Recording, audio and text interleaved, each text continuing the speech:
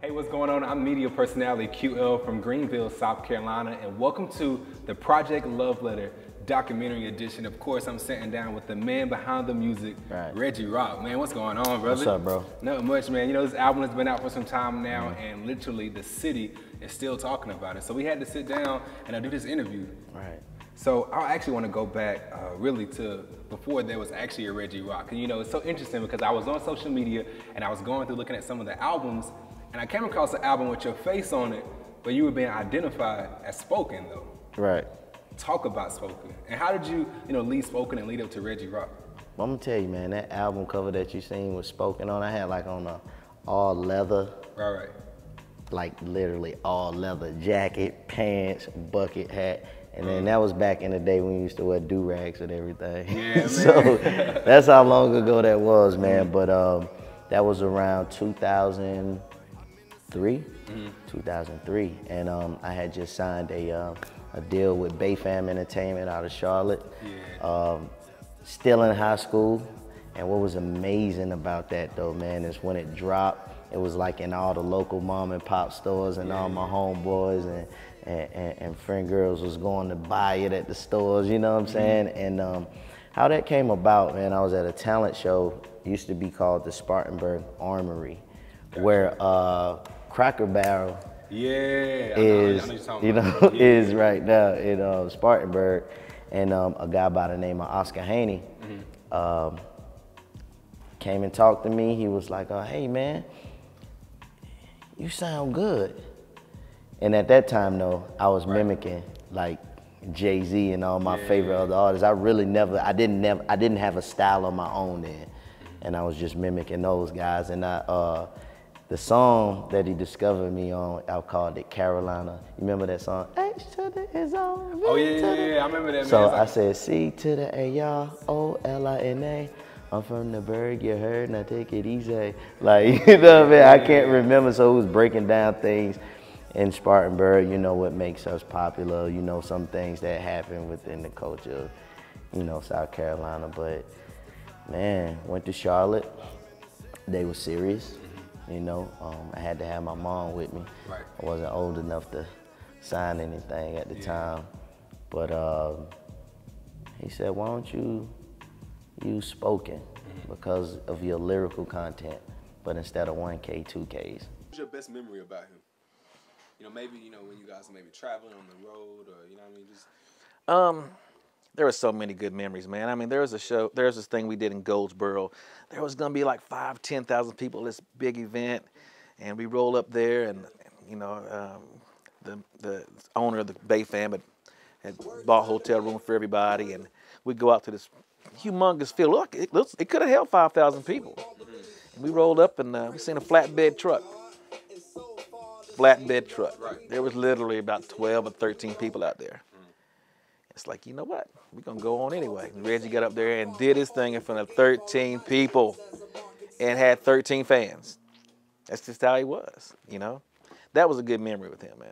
Gotcha. And how does it make you, feel to see, the impact that he has made inside this community? Man, it's just awesome. It is so awesome to see the following. Everywhere you go, you see Rock Bottom. Right. Everywhere. The mall, churches, somebody riding a bicycle, kids, he's made a big impact, and he's going to continue doing that.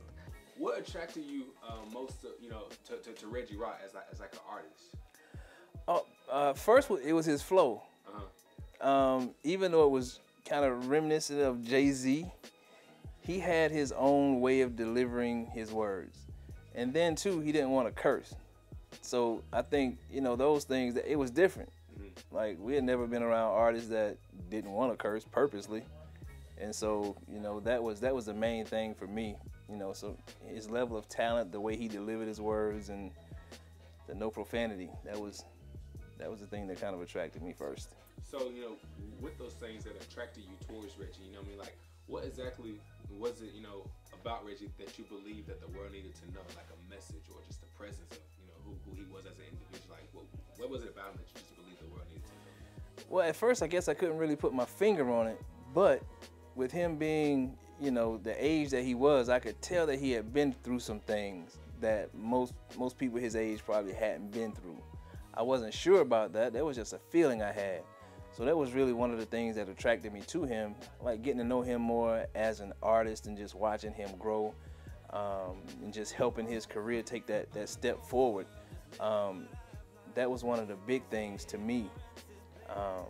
And like I said, man, I think he had a story to tell. I didn't know exactly what it was. I just had that feeling, but I didn't know, by first meeting him. And so he didn't open up a whole lot at first. But, over time, getting to know him, man, he has an incredible story. There is a reason that Reggie's here where he is right now. Because his last album, Beyond the Service, that we did with him, he actually had a song that made up to 121 on the national Billboard chart. We had a lot of record labels calling us, Atlantic, several others. He was that close to making it. And if he would have made it, Reggie would not be here right now. The industry would have sucked him up. He would have spit him out. And where he was heading, he never would be here. So it's a blessing, that he didn't make it big then, because his message is even bigger now. Because then we were working with Reggie because we felt the kids his age, radio station didn't give them nothing else to listen to. They had no option but to listen to what's on the radio right now every single day. And it was embedded in their minds. But now he's went his other route, and he's able to get his message out to everybody. Doesn't matter the age. Doesn't matter the demographic. You know what I'm saying? So do you truly believe that rock bottom was the best place for him? He had to go there. He absolutely positively had to hit rock bottom. That's a good thing sometimes, right? And then, so you went from spoken to Reggie Rock, but in between that time, there was actually some substance abuse that actually took place. Yeah, that was like kind of more. Yeah, like further up. Okay. You know what I'm saying? Like because I was still young. You know what I'm saying? So I wasn't really indulging in any of that yet. You know what I mean? But what I did struggle with at that age though was like a identity. You know what I'm saying? I really never knew who I was or what I wanted to do around that time. And so the alcohol and the substance abuse and everything else came later. Right. So the things that I struggled with before that, I think the substance abuse only kind of just intensified it though, you know what I'm saying? And brought a lot of other things that I struggled with to the surface. And so through that time, what do you think his career, took a turn for the worse? Whew, for the worst. I can't say it was one particular thing. From the way I saw it, it was just kind of a combination of different situations that were taking place. Whether it was something dealing with females, I know he had started to get into alcohol. And so I think a combination of those things and consistently going through different situations with females and with alcohol and alcoholism, that was the time I think he, took a turn for the worse career-wise, because he stopped listening, got more defiant, more rebellious, more sneaky, and it just seemed like it was always drama with Reggie. So yeah, he had that period. It was a long little period. So basically, that substance abuse kind of came from what you were dealing with in the inside? Yeah, and just, I think mainly, like I always say, not knowing who I was or why things happened the way they happened in my life. Right. Why I seen my mama, being physically abused, my brother and my sister crying while she's in there crying, wishing she was dead, hearing her say this, you know what I'm saying? Moving from place to place in the projects, you know what I'm saying? Yeah. We used to move in different apartments in the same the complex. Right. You know what I'm saying? I think that the things that when he was coming up, where he saw me go through a lot of abuse and stuff, and I think that's what really just pulled him into that. He come from the family. It's just the family that he comes from. It's a well-known family, and like I said, nobody's perfect. Everybody has their own, issues in life, but just his background from when he was, the vision that he had of wanting to be successful and when he was called spoken, you know, he was out there in the secular world still pushing, and when he had that one-on-one, and then he changed over, and he just like went against the grain of everything that he been taught or everything that he was used to. So, and he put God first and allowed God to just lead his life, and then that's just, I know where he came from. I know, you know, his family, his mama, his daddy, and like I say, when I found out that we was from kin. What is it about Reggie Rock that you believe the world needs to know? They need to know the message behind the brand, the rock bottom brand. The motivation starts here, nowhere to go but up. That's so important to a lot of people, because a lot of people are out there in situations where they feel like it's the end of the world, it's the end of the rope. No, there's no outcome, there's no light at the end of the tunnel, this is it. But what I did when I was at my rock bottom, and just like the brand said, I used that as a launching pad, and I never looked back. I knew Reggie back when he was spoken. I didn't see the trouble he was having. You know, like I said, we dropped out for like 8 years. So when I saw spoken was he was performing, he was up, you know, it seemed like he had everything that you wanted, man. He was coming out with, he had, you know, doing what he's doing now with the CDs, with the musical showcases and the concerts, and, you know, performing and, you know, doing what he's doing now. But in the midst of that, like I said, here comes the 8 years that we kind of separate. Life took us our separate ways. And just to come back and meet at that sandwich shop, and like, man, when he shares with me all the information. This is what I've been doing. This is what happened. You know, the testimony. And I too had, you know, part of the testimony. I'm like, man, you know, I'm not by myself. You know, that's wild and that's weird. Why, you know, as that much time goes, you know, goes by, and then we regroup and just meet up and share one another's testimonies. Man, it's like, wow. And just, you know, to meet back up and pick up so much like we never left off. And that's what I'm saying. That's where that kindred spirit comes in with him. So I didn't see the I guess the personal neglect with him, or his struggles, or, you know, what he speaks in his lyrics from, you know, now until then. All I know is when we got back together, it was Reggie Rock. How did you meet Reggie? Working.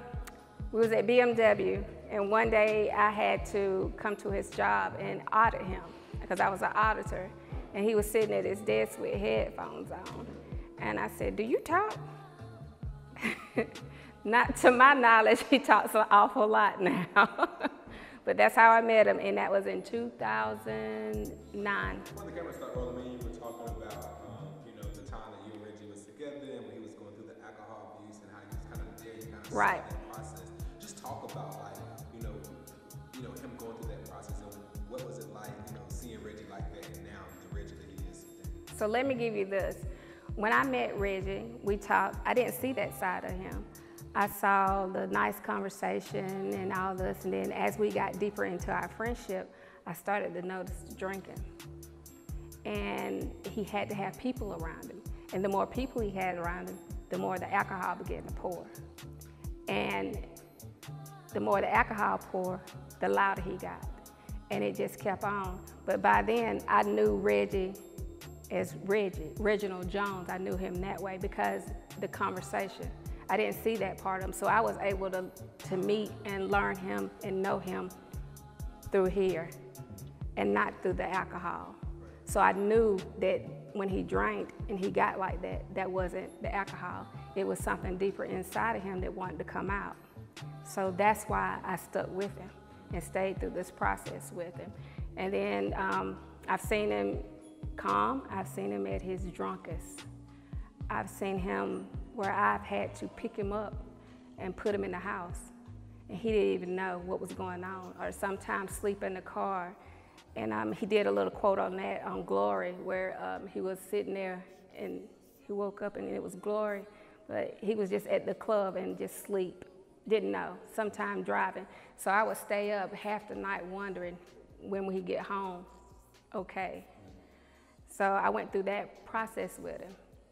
Did any of your family or friends during this time when he was going through, what he was going through, were they upset with you because you decided to stay with him and you wanted to help him through this process, or were they supportive? I didn't bring a lot of my friends around to let them see that. I basically didn't. They knew him, but when it got to that point where I knew that Reggie was gonna get like that, then I just stayed by myself with him. A lot of his family was around at that time with him, but I didn't bring my closest friends and stuff around to let them see that, because I knew when it was getting to that point. And together, like, as a whole, how did you guys come together and kind of help him through that and kind of, allow him to overcome that? It was just going through that and telling him I was tired. He seen it. He knew it was getting old, and he knew he was losing things. The DUI, the license, his job, and then I was about to walk out. And he really didn't have a lot of people surrounding him to tell him, this is not good for you. So that's why we kind of together. He brings me life, because Reggie is the joy. He is the life of the party. He's gonna make you smile regardless. And I am stability. So that's how we balance each other. He gives me life, I give him a stability. So that's how we balance each other, and that's what made us work. She did what she had to do, man. That's what's up. And during that time, was there certain, a certain kind of people that you were associated with that you're not associated with now, or kind of like, how did you, kind of make that separation and say, hey, this is enough, and I'm ready to be Reggie Rock and walk into your full, like what it is that you're here to do? Wow. Dude, that's like a super loaded question. Well, actually, to go back, before I was Reggie Rock with the people who I was with Spoken. Got you. Under Bayfam Entertainment. And so what it was is that I was doing all my music with no cuss words, you know what I'm saying? Because I was just, and didn't nobody make me do it. I just. Yes. Can you talk a little bit about that experience? Of being Spoken and going through the industry? Oh, Was just some of the things that you remember? Yes, it was amazing. He did a lot of rap and no profanity. It was all clean. And that was a moment that I was real proud of him.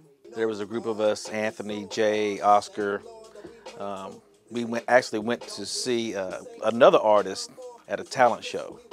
And we went to go see this artist and see Reggie go out. He done his set, and his humbleness and his drive and what he did that night. It's like, yo, we need to check out this dude and see what he's about, So we actually set up a time to go talk with his mom, because he was so young, we couldn't just go step in like that. So we went and talked to his mom, told her what we were about. We were a new label, Bayfam Entertainment, out of Charlotte. And he started out as Spoken.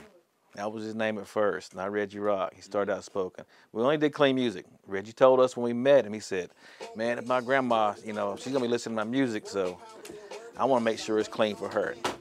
That was another thing that turned us on with what Reggie was doing, wanting to do, you know what I mean? So that's what kind of like separated you from all the other rappers down here in Spartanburg, was because you rap, but it was all clean music. Right. And then people were like, man, they ain't letting you cuss. I was like, nah, like I don't want to. Right. Because I used to be in the dictionary trying to find words, you know what I'm saying? But what happened is that I think a lot of things that were in me to try to discover who I was wanted to jump out there in the world. Like I used to look at the Nas's, the Jay-Z's, the Biggies, and all these guys, and I'm like looking at this lavish life, and I want to be a rapper. So I'm like, I gotta have this stuff then, and if I get signed, then maybe I could make a better life for my mother. Maybe I can be a star, though. You know what I'm saying? Like I'm thinking about that, and it seemed like to me things were moving slow when I was Reggie Rock under the Bayfam umbrella. Yeah. And they actually taught me artist development you know, how to properly answer questions, and you know what I mean, the whole nine of becoming not just a rapper, you know what I'm saying, but a well-spoken black man. You know, so they taught me a lot, but I didn't really take heed of that until later. You know what I'm saying? And you know, I definitely want to talk about that, because somewhere in between that time, the light of your world, I'm talking about your daughter, she was conceived, and literally like that kind of really changed up. So, what is it do you believe that your dad has that the world needs to know? Like the things that he says and everything he has in his mind and inspirational messages and stuff. So I want to fast forward to today. You know, I actually was with you during the process of, you know, Project Love Letter. And your daughter was there. And literally, man, like when she walked in the room, every time I see her, there's like a light or like a glow that comes on your face. I mean, what is it about your daughter that, you know what I mean, that just, it's like you just get like this uncontainable joy whenever you see it? Because she's not like me or her mom. Right. Like, she's her own individual. And that's one thing I always, because like I told you, I've struggled with me and my identity. Right. And I don't want her to ever have to go through that. Gotcha. You know what I'm saying? So whenever I see her, whenever we talk, whenever we communicate, I always instill it into her all the time. And she proves to me every time that she's listening. Because she'll show me, she'll talk, have conversations, you know, that lets me know that she's listening to me, because she'll say something that she don't like that her mom used to do, you know what I mean? Or that I used to do, you know what I'm saying? It's like, I don't, even when it comes to like drinking out of a straw, right? I'm just, she don't like for you to open it for her though. She want to do it herself? Yeah. But why is that though? It's just kind of like, that's just how she is. Like, even when it comes to ketchup, right? She likes it to be like in a little pile, like of her own, like, so she can dip her fry in it. So if you dip your fry in it, it'll throw her off, and she'll put some extra ketchup in that spot that you did. But I mean, just little small things like that, man. She don't like Jordans. She don't like Timberlands. She don't like Air Force Ones. Man, so she's like, I'm like totally different than you. Yeah. She don't like to go to the fair. You know what I mean? So I'm like, where are you from? This is what I enjoy. But she is her. What like what intrigues her, you know? She likes to read and research, and she is like her own. And I love it. Talk about the situation or the conversation that you and your dad had whenever you was trying to come up with the name solution. Well, one day he just sort of texted me when he was trying to decide as a title, and I read it and I was like, if you were to use this as a title, you'd need to include a definition, because like not many people would know what soliloquy would mean as a word. So it's best to include like on the cover for the album. My dream was to move to Charlotte, you know, and pursue music. And she was here, and that kind of, you know, and I was a little depressed at the time, because I was like, I don't know how to be a dad. I don't even know what it means or how am I supposed to respond to this? And so I kind of went into a, you know, like a withdrawal and got into a place of like depression, man. And I struggled with that for a long time. And that's something that a lot of people really didn't even know about you at all. You know, like there's so much about Reggie Rock that literally you guys at home, like it's an entire book, man. Because the thing is that people see the end result of everything, but they don't actually see what it took for you to get there. You know what I'm saying? And you don't know the journey. You know what I'm saying? And so that's why rock bottom is such a real thing, because I actually hit that point, like in life, wanting to suicidal thoughts, and it wasn't even about God at all. You know what I mean? I only started talking about God as far as like knowing who he was like 4 years ago. All right. You know what I'm saying? Yeah. So it's a journey, bro, in the process, man. It was just one of the albums that Right. the process, but yeah. He made this transformation, and what is your thoughts about this? I mean, just being able to see him transform and evolve as an artist. Man, my thing is, it was, you know, I moved into the same neighborhood Reggie did. Who knew? Right. By chance, I moved in this neighborhood. And, you know, I passed him, I say, man, what you doing here? He's like, man, I need to talk to you. I said, okay. So he came by, we sit down, listened to his, he had a CD he was working on. I'm like, so you back? So he went full circle, really. You know, he went full circle. He went through a lot of bad stuff. You know, I knew he was in a dark time in his life, man. And went through that just by talking with him. And I was ecstatic to see that he was back where he belonged, you know, with the type of music he's doing. Just to see, you know, the brand Rock Bottom, and to see so many millennials wearing, you know, the shirts or the hoodies, the bracelets, the hats, it brings me a lot of joy. So I just want to know, like, how does it make you feel to see, like, the difference and the impact that he's making inside this community? And not only in Spartanburg, but Greenville, Union, Gaffney, Anderson. I mean, a little bit of everywhere, man. Yeah. I get excited, and it's like certain people, the way society is, the way the world sometimes operate is that we are like crabs in the bucket mentality. You know, one person's success, that jealousy and envy can hinder or get in the way of the main purpose. But what excites me and what the joy that I get when I see people, other people that I don't know, people that's radio personalities, like Kelly Mack, she had an event up at Barnett Park. She had a Rock Bottom shirt on, and I'm like, I get a joy to know that, you know, that people are paying attention and people are getting behind the movement, because the world needs to know about Rock Bottom. The world needs to know about Rock Bottom because it has such a powerful meaning to it. So it gives me this joy, man, that, like, just any way I can support, any way I can put it out there, any way I can just represent it, because I am it. I am. You know, this clothing, this brand is bigger than just the clothing. It's the movement. It's the meaning behind it. So I'm super excited when I see people from all over embracing it. What is it about Reggie Rock that you would like us to know about him, or something that, you know, the everyday person would know about him? He's caring, and he always give you good advice, whatever you're going through, no matter what. His conversation, we had good conversation, and he had nice teeth.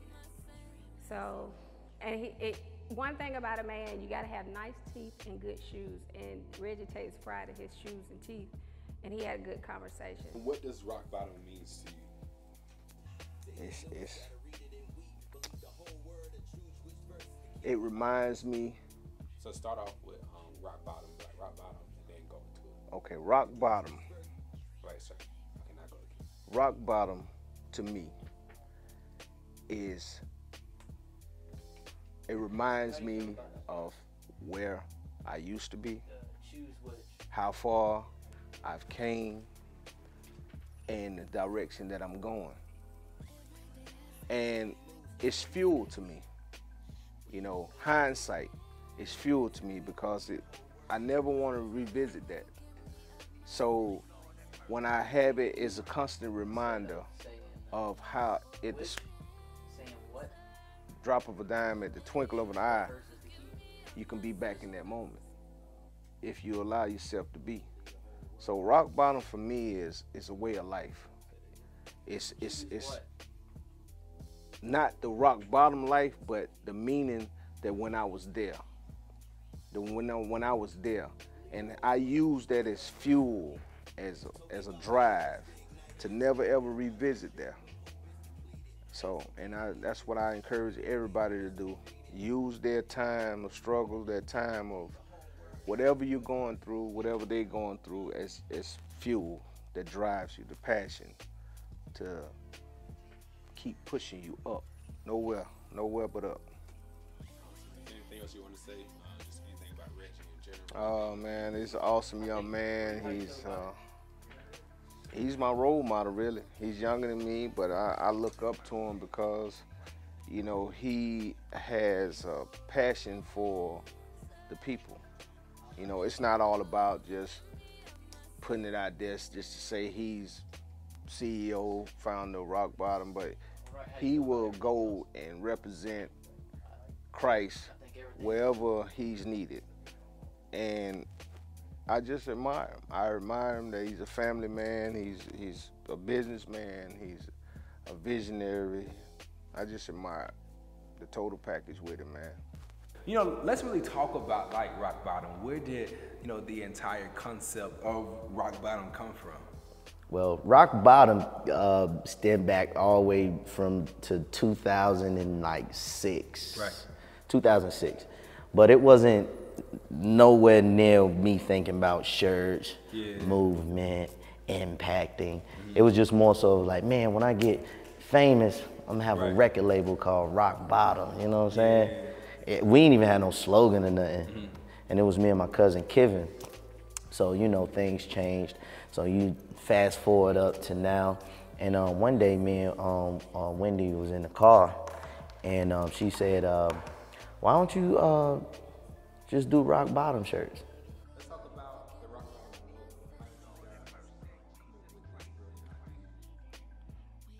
logo. Well, Charles McClurkin, he's our designer, and we kind of told him what we wanted. He kind of came up with the logo, and we had several different logos, so we just picked and prayed over it, took that T-shirt, and we went. And you know, here I am, and let's go.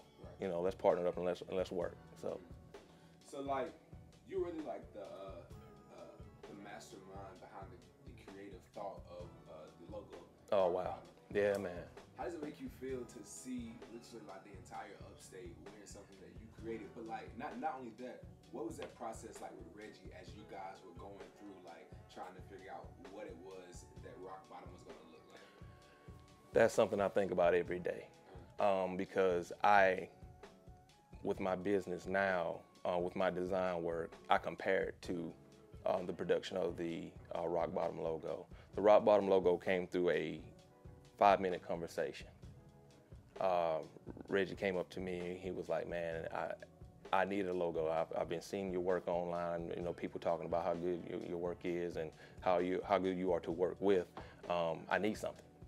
And he shared with me his baby, Rock Bottom, and how he had been just sitting on it for years. And he's like, now or never, you know, I'm ready. And I said, okay. And I said, man, just like I tell anybody, man, when you come to me with an opportunity, I said, let me pray about it first, because that's how serious I take my design work, my brand. If you're giving me a chance at your brand, at your business, pretty much your life, you know, because it's your livelihood. I take it that personally as my own baby. And I told him, let me pray about it first. He's like, okay, you know, just get back with me. And with that being said, man, I immediately, once we got off the phone, I immediately got a vision. And that doesn't usually happen, man. Vision, when it comes to logo work, man, a lot of people get mad at me, man. Because, you know, days, weeks go by, and they go like, man, where are you with the project, with the design, yada, yada, with the logo? I said, man, I haven't heard from God yet. He hasn't showed me anything yet. And a lot of people don't, you know, it's hard for them to grasp that, but Reggie is different because of the kind of man that he is. Because, you know, he knows how he operates, and it's God's timing and anything, and I take it's precious to me. But you know, to back up, the vision came, and within 15 minutes, granted, 15 minutes went by, and I had the logo designed and emailed to him. And I was laying in bed and just had a long day, put the logo together, sent it to him, and like I said, immediately he called me back and was like, "That's it, bro." And I was like, man, you know, to God be the glory. I said, man, that's the quickest I've ever put that logo together. And it spoke volumes to me from everything Rock Bottom represented, for those that are familiar with Rock Bottom, you see the logo, the RB and the arrow. With my logo, my design work, I try to put everything that the customer, the client, you would like to represent in a logo. I like simplicity but complexity. So when you see it, you know immediately what it is and what it stands for. With Rock Bottom, the RB and the arrow, Rock Bottom motivation starts here, know where to go, what up. You got the downward curve and then comes up to the arrows pointing up. I mean, that's in a nutshell. Something so simple but has so much story and so much passion behind the logo, behind the look.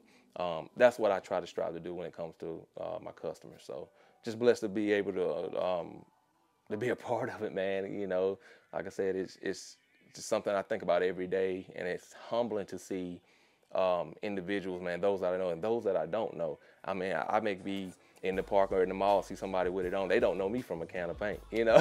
You know, I'm like, wow, they're standing to the guy that designed it, but they have no idea, and that's humbling to me, you know. So it's a blessing, man. Who is Reggie Rock to you? Reggie Rock to me, man, is he's.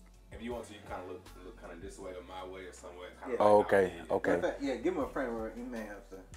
Yeah, okay. Yeah, Reggie Rock to me, man, is he's more of like a brother that I've never had. You know, you know the saying that they say, brother from another mother.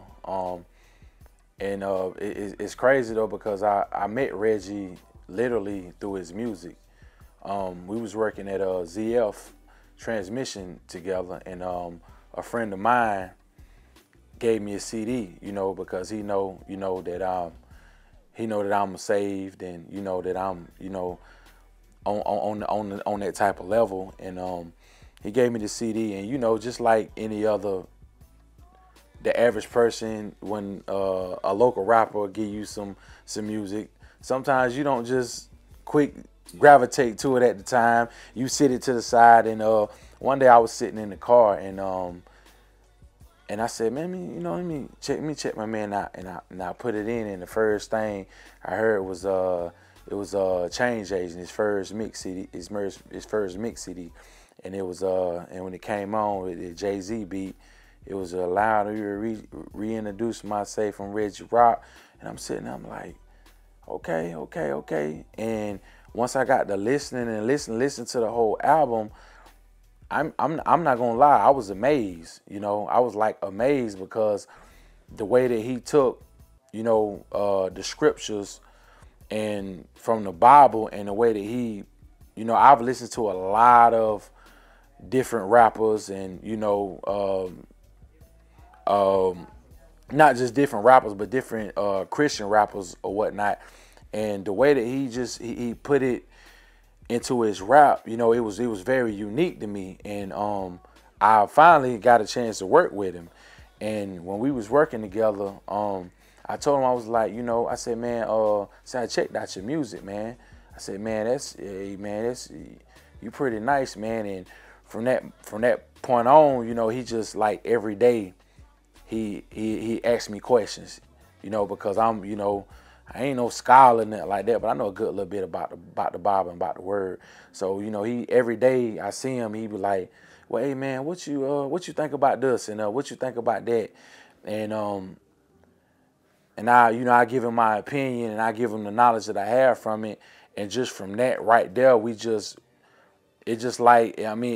kind of crazy. We develop a bond so quick, you know, to within months, it seems like me and him had been knowing each other for our whole life, you know.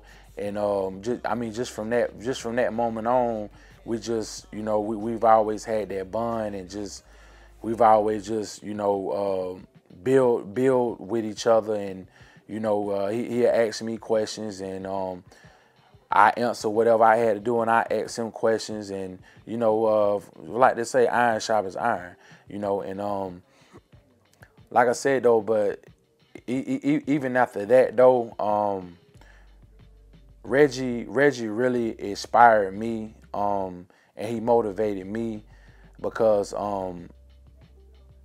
at one point in time, you know, I had my downfalls, and I kind of hesitated to pursuing things that God have gave me to do and things that God have called me to do. And one thing that Reggie taught me is that no matter what you have going on, no matter what your circumstances is that you still got to get up and do what God done called you to do.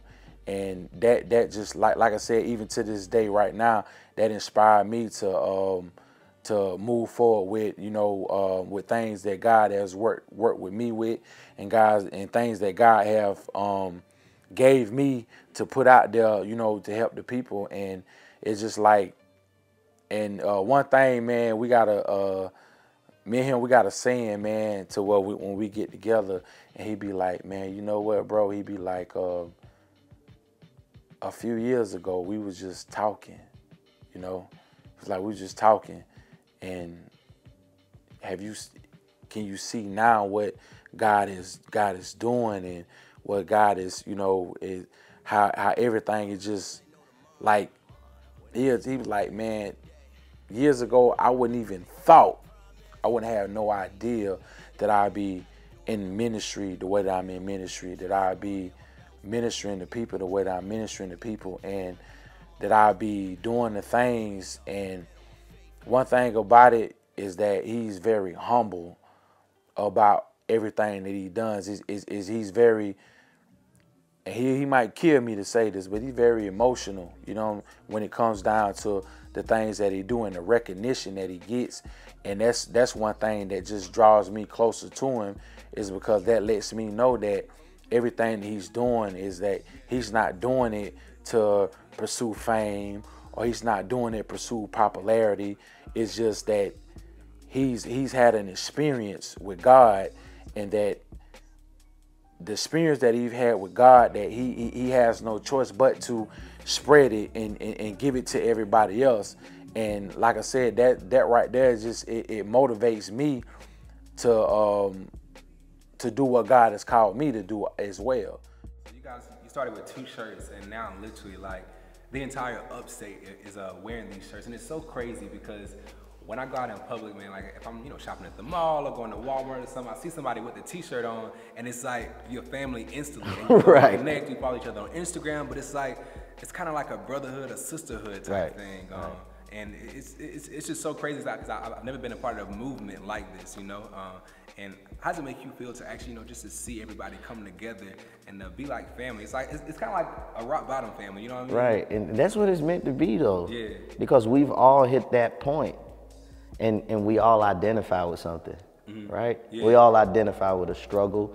We all identify with hardship. We all identify with it being difficult to climb out of some of the things that life may, take us through, what we might go through. But we all are in a place where we can say, I was right there, and I'm not.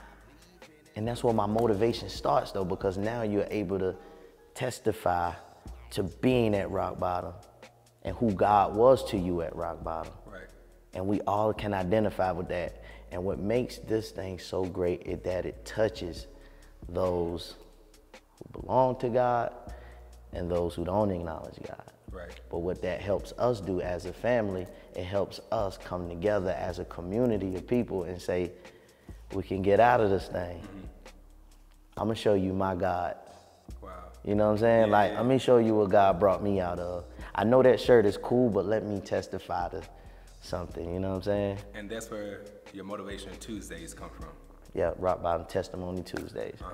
And we do that every Tuesday on Facebook Live. Every Tuesday. Some of my brothers and sisters be skipping, so I gotta start getting on them too. But let's just talk about that real quick. So you get on Facebook, you do a Facebook Live, and you just talk about your testimony. Yeah. And the thing about Rock Bottom Testimony Tuesdays is that you don't have to tag me in the video. Right. Because like we said, this is a community of people. It's not just about you saying, ooh, tag me. Even when it came, this is how I knew when Rock Bottom was beginning to transpire into something else, is that when people weren't tagging me, but would wear the shirts all the time. So it just became like why wouldn't you wear it? Right. You know what I'm saying? And then that's when it was like, oh, wow, that is amazing. And so on Tuesdays, you just give your testimony. Because what I went through might not be what, I can't preach on something that I didn't go through to somebody else to help them out of. So you could reach somebody different than me. Right. You know what I'm saying? So it's just a community of us sharing a testimony and, just trying to uplift people, man, and let them know, the bottom is not so bad, but a launching pad, you know what I mean? Wow, yeah. And we talk about 2018 now. You've been nominated for a Stella Award. Literally, starting to travel the world. You have shared the stage with some of the gospel greats. One to name is Kiara Sheard.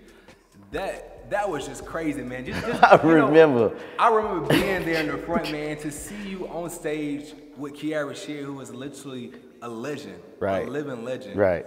That just blew my mind, man. It was just amazing to see, my brother, somebody from the 864, make it on the stage like that.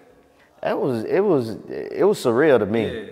Cause I'm like, just like anything, like how you're not never ever ready. Right. You be like, man, when I get here, this how I'm gonna act, this how I'm gonna be. So the places that we have been now, like the Stellas, red carpet, and then I go back all the way to Bay Fam with being artist development, knowing how to speak, knowing how to answer questions, knowing how to carry myself in the public. On the red carpet now, being able to use those tools for where I am now. Right. And so it's like God was getting me ready then for even when I was hitting rock bottom, even when I was drinking, falling short every day, whatever, to where I am right now, being on the stage with him, being in Vegas, seeing you in Vegas. That was, first of all, that was and crazy. Listen, me and Reggie met about 2 years ago, and of course, I was doing my thing. I was in part-time radio. You know what I mean? Just kind of, trying to, make my way through the industry. Who would have ever known I would fly to the other side of the country, be in Las Vegas at the Stella Awards on the red carpet, my very first time, and then here my you are man. on the carpet. I'm like, that's my dude who's the documentary, that's my dude. It's crazy. And so, man, I'm proud of you too, man, and all your success, bro. And man, this is just a journey, bro. Yeah, so, we definitely get ready to wrap up, but, I definitely want to talk about this album that's out right now. Right, Literally, Project Love Letter. The Upstate is talking about it. Everybody loves it. One of my favorites got to be that track with Kerry Palmer. Man. He's on a few of them. But the main one I think he's talking about is, I don't think so. I don't think so? Yep. They say that's it right there. Yeah, without, yeah. How did y'all write that? Like, just talk about that process. I wrote the hook, and actually I already had the lyrics, and I called Kerry, and I said, listen, man, I got a song I desperately need you on. And then at first I didn't have the words when I called him. I said, na, na, da, da, na, na. Yeah.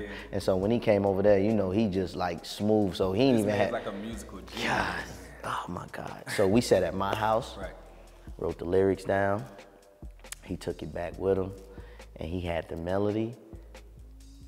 And there you go. And just piece it all together. There you go. It was like, it wasn't even that hard, man. Wow. And why the name Project Love Letter? Project Love Letter. Actually, the director of this documentary, Smithalee, we was actually shooting a video, Smooth Ride, with Shawnee. And he said, why don't you do something, with not a lot of songs on it, but that could reach the community, and make it like something personal, It's like just a project, like a love letter. I said, yeah, Project Love Letter, and I think that was over a year ago. Had to be, yeah. And here it is. And so I had to think about what Project Love Letter was. It's not necessarily me just being from the projects, but it says that God chooses the shameful things to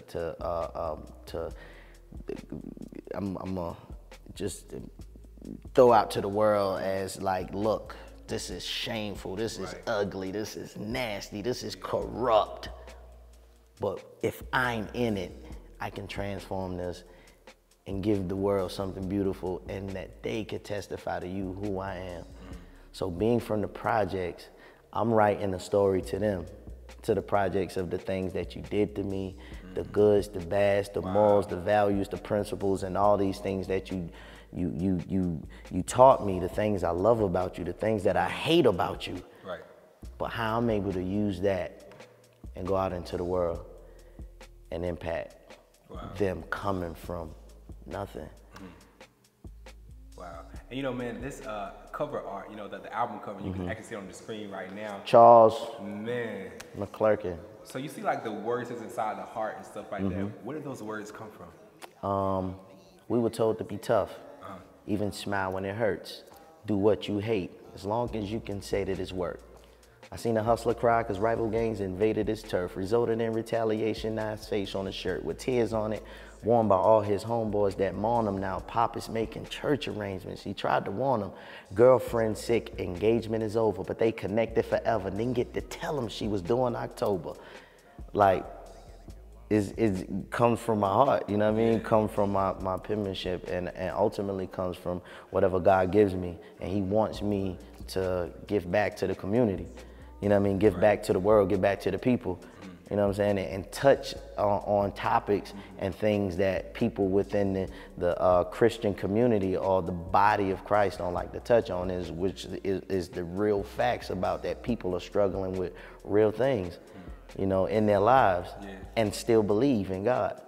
Wow. And so that is what's in their heart, bro. Wow. The actual words to that song. I love that. That is crazy. Dope. That's amazing, man. Before I let you go, is there anything that you would like to say to your fans, to your supporters, or maybe the people that you're not able to actually speak to or touch, you know, directly, but you know, maybe there's something that you actually want to say to them, or just thank them for the support, you know, being. Yeah, and ultimately that's it, because you're never bigger than the people that support you, you know, because whenever they stop supporting you, that's it. And that is it. And a lot of us think we are what we are because of us, but it's not. It's only because God allows you to be there. He allows us to be on platforms. He gives us the grace. He gives us the mercy. He gives us those platforms. So he places the people in front of us. So we ought to not take advantage of that and just look at that as something like, oh, yeah, they gonna buy my shirts. Right. No, thank you. I thank you with every ounce of love that I got in me. Like, thank you for everything that you do. Thank you for spending your hard-earned money. Thanking you for being up late with me. Thank you for tuning in. Thank you for sharing any of my videos. Just thank you. Like, we love you, and just continue to support us, and we go up together. Wow. Reggie Rock, man, I appreciate this time, man, sitting down here with me.